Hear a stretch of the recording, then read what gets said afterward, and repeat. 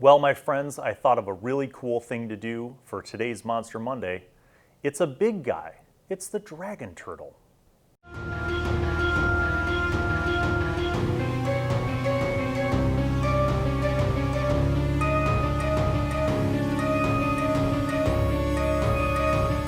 So dragon turtles are not technically part of the dragon family. They're not chromatic or metallic. They're just a big, gargantuan, literally, turtle. But I thought of a cool way to integrate them because their alignment is neutral. It's almost like a great elemental mass, right? And it's not so much that I think it's going to be, like a friend to the party that like hangs out with them and gives them, wise aphorisms to help guide them through their lives, but more like kind of a floating, ongoing encounter. So let's go through the stat block and then I'll share my weird ideas with you. Dragon turtles are gargantuan. They have a AC of 20, a whopping 22 D20 plus 110 hit points, with a land speed of 20 and a swim speed of 40. They have damage resistance to fire. They have dark vision. They speak Aquan, and Draconic. And they're a challenge rating of 17. They are amphibious. They can breathe air and water. They have a multi-attack. They have 3 attacks, 1 bite and 2 claws. And it can make a tail attack in place of one of its 2 claw attacks. The bite attack is plus 13 to hit with a reach of 15 and 3d12 plus 7 piercing damage. The claw attacks are plus 13 to hit, reach of 10, 2d8 plus 7 slashing damage, or the tail attack is plus 13 to hit, reach of 15 feet, 3d12 plus 7 bludgeoning damage, and if the target is a creature, it must succeed on a DC 20 strength save or be pushed up to 10 feet away and knocked prone.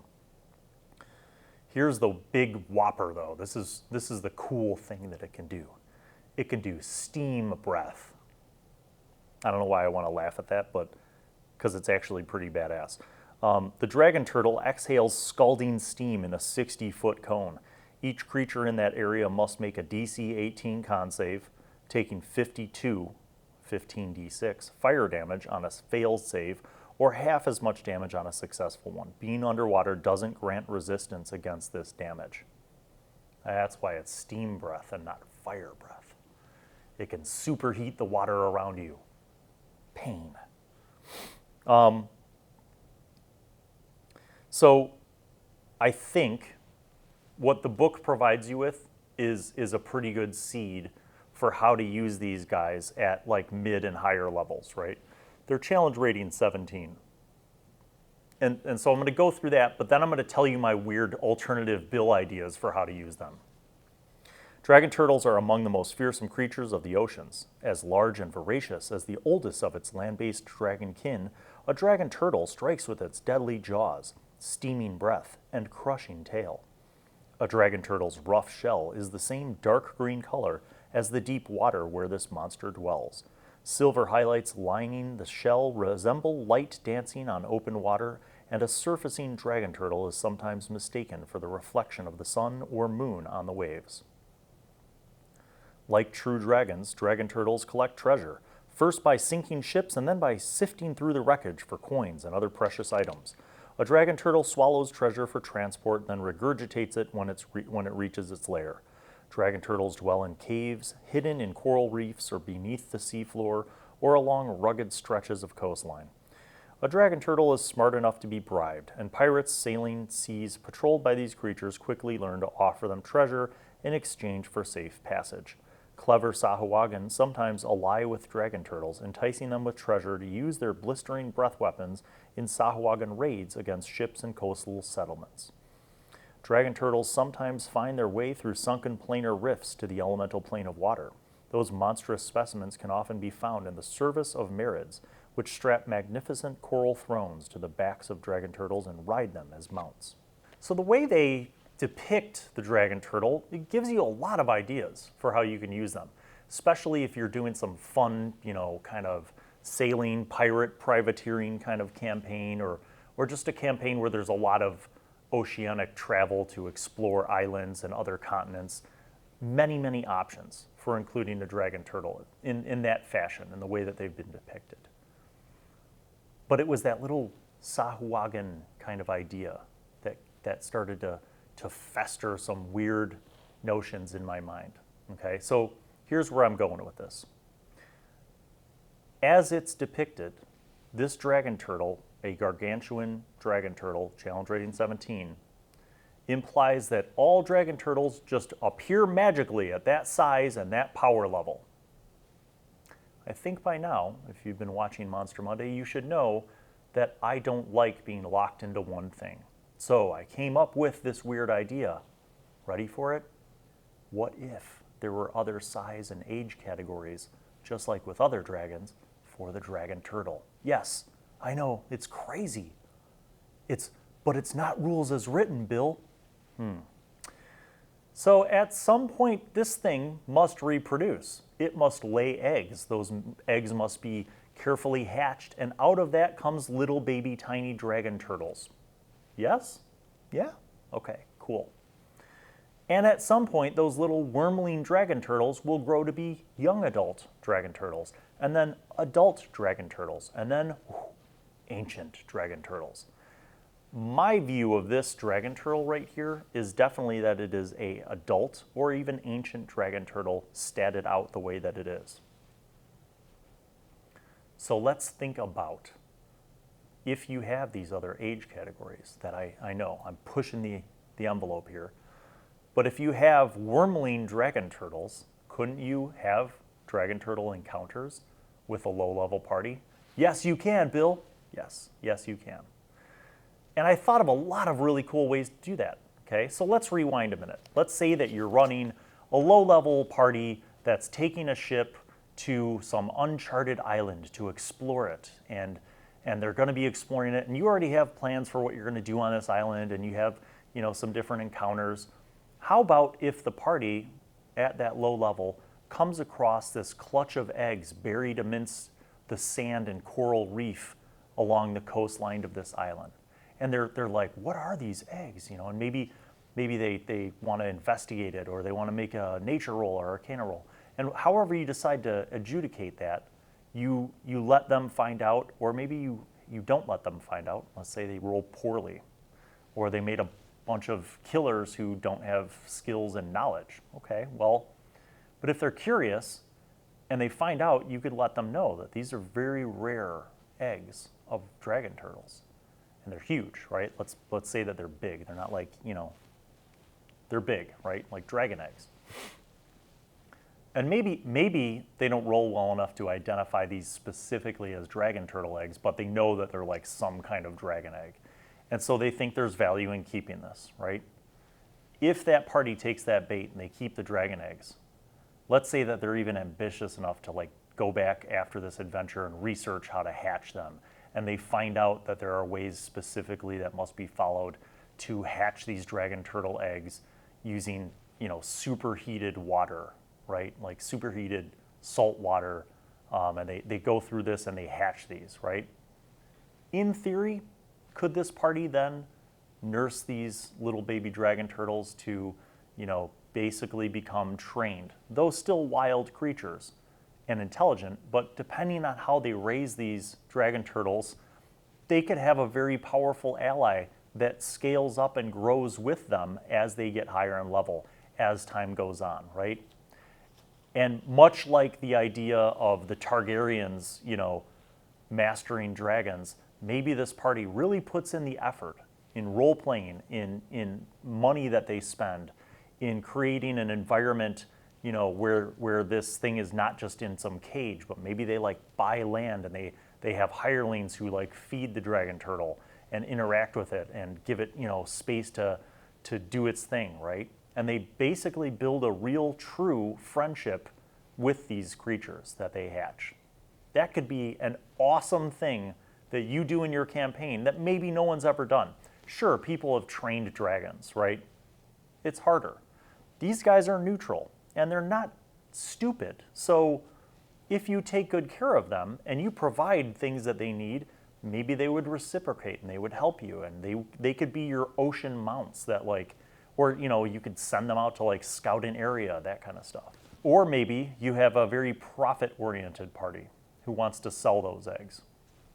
And they find a buyer who's, interested in doing that and has the resources to hatch these eggs into wormlings and train them and, kind of domesticate them. And maybe that becomes like a revenue source, right? Where like the party's like, wow, we just made 5,000 gold pieces off of that dragon turtle egg. We should try to find more back at that island, right? Now you could put a variation on this same theme and this same storyline. Someone laid those eggs. Some adult dragon turtle laid those eggs. And maybe Mama Dragon Turtle is not too happy about these people who have interloped and stolen her eggs. And so she's gonna like hunt them down and follow them. And she follows the ship after they leave the island. And maybe she attacks it in open waters. Or maybe she follows it back to the harbor, right? And she wants to reacquire her eggs. And maybe that becomes part of an encounter. Maybe she does attack the ship. And maybe at mid-level, if you set this up as a mid-level encounter, they actually have a chance to fight this, and they lose the fight, and they get shipwrecked somehow by this dragon turtle, and they end up on a different island. And that island, maybe has a whole bunch of other adventures that you've set up, and in some way you've established now this Mama Dragon Turtle as like an ongoing, recurring problem that they're gonna have to deal with. Now let's say that they're like, hold on, we don't want you to destroy the ship, and they throw the eggs off the side. Then Mama Dragon Turtle scoops up the eggs in her mouth and leaves them alone, and she goes back to the island. That's another way that you could do this. Let's say that you're running the mid-level campaign, though, and you want to include Dragon Turtle, but not Big Bad Daddy Dragon Turtle, the gargantuan, but young adult Dragon Turtle. Maybe young adult Dragon Turtle has just gotten to this area that the party is exploring and is trying to establish itself in this area, and just so happens to be occupying a cave in which there are, flooded subterranean artifacts and relics that the party is literally there to find. Or maybe the coral that is, part of the reef in this area is worth tremendous value, and there's, I don't know, pearls or whatever. Like, maybe there's some really valuable, objects in the area that the young adult dragon turtle is trying to establish itself in and establish its lair. Do they fight it? Do they kill it? Do they negotiate with it? Do they offer it treasure to like let them, gather what they need to from that area? Those are all player choices. But there's an opportunity where basically you can have dragon turtles at any level almost, kind of just being themselves, doing what they do.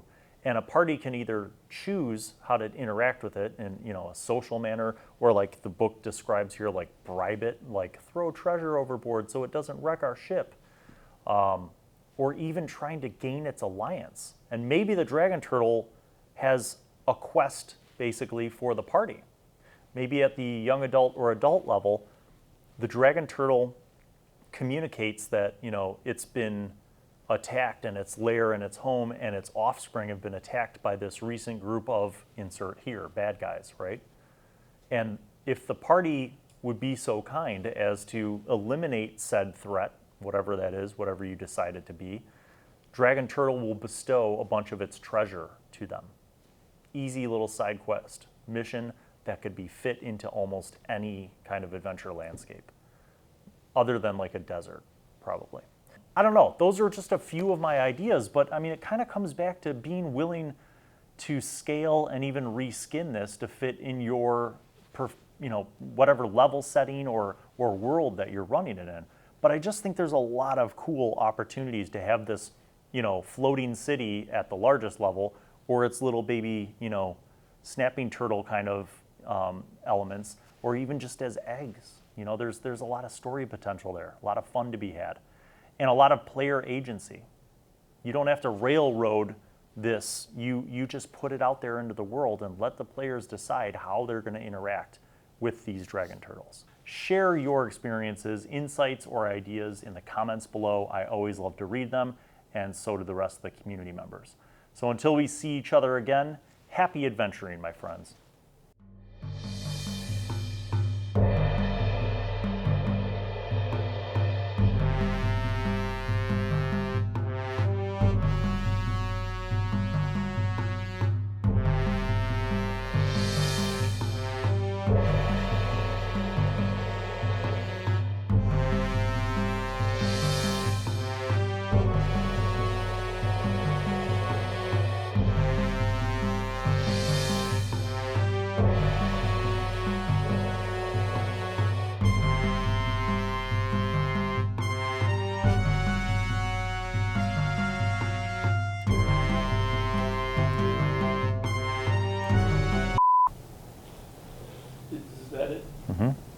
that it? Yeah. You sure? Yes. That's it. Okay. Well, hello, it's me, Wizzy. I'm back once again to remind you to subscribe and click on the notifications button, and also watch videos that are over there. And then don't forget to tune in to the next episode of whatever show you were just watching, and crafting videos and DM tips and pro tips for vlogging and all sorts of gaming things. And also you could watch Bill eat food and watch other shows featuring Bill. He made me say that because he's a narcissist. Okay, bye.